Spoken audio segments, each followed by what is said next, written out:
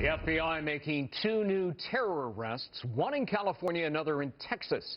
The suspect arrested in Sacramento, accused of lying to investigators about traveling to Syria. The one in Houston, charged with providing support to ISIS. Both men came to this country years ago as refugees. Presidential candidate Ted Cruz blaming the president's policies. These arrests, and these are federal arrests by the Obama Justice Department, underscore the profound danger that is facing this country from radical Islamic terrorism. ISIS has declared war on America. They intend to wage jihad. The attack in Paris, the attack in San Bernardino, ISIS intends to carry as many of these attacks out as possible. Lieutenant Colonel Oliver North is a Fox News military analyst and an author of the new book, Counterfeit Lies. Colonel, always great to talk to you. Right. Is it fair or unfair to blame the president's policies for these latest arrests, the refugees?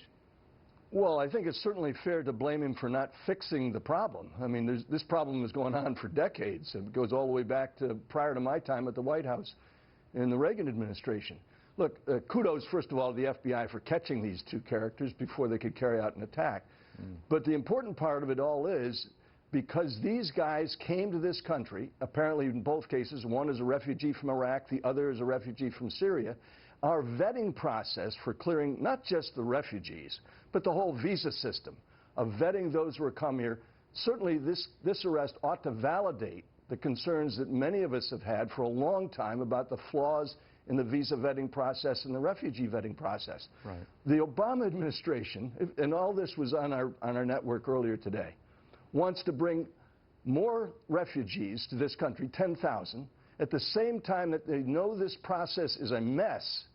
We've got a visa problem and a refugee problem, and the answer to that is hire more ATF agents to go after people who are law-abiding citizens carrying firearms. It makes absolutely no sense whatsoever. It's surreal to ignore this problem and to say, yep, we can continue to take people in here. Look, go back to 1987. 6 terrorists, jihadis, were sent to my house to kill my wife and kids.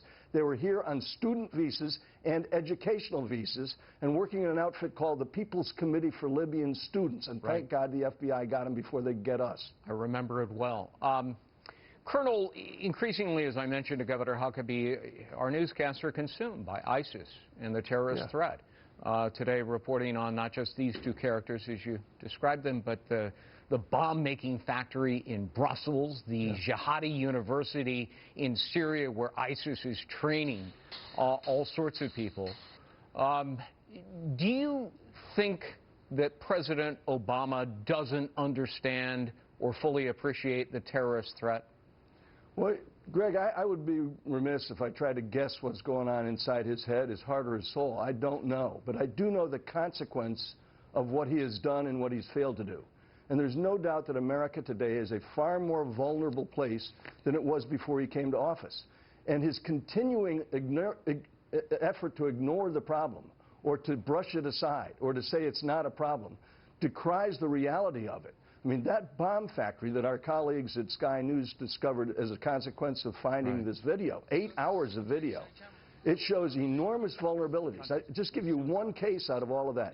The idea that you could replace the thermal battery with either a homemade one or ones that they can acquire from somewhere else answers a lot of questions, because people have been wondering now for months, how is it you can have aircraft flying over Raqqa, the caliphate's headquarters or capital, and not have them shot at regularly by surface-to-air missiles? The technology that's shown in this video answers the question. The batteries had been expired. They have to be replaced on a regular interval. And they've now found a way to do that. To think that only Raqqa knows how to do this now is lunacy. This information on how to replace that battery is now going to be spread throughout every franchise of radical Islam. And that makes commercial airliners extremely vulnerable unless they start putting things on like music, the system that was invented by the Israelis to protect commercial airliners. Colonel Oliver North, good to see you, sir. Thank you very much. Thank you, Greg.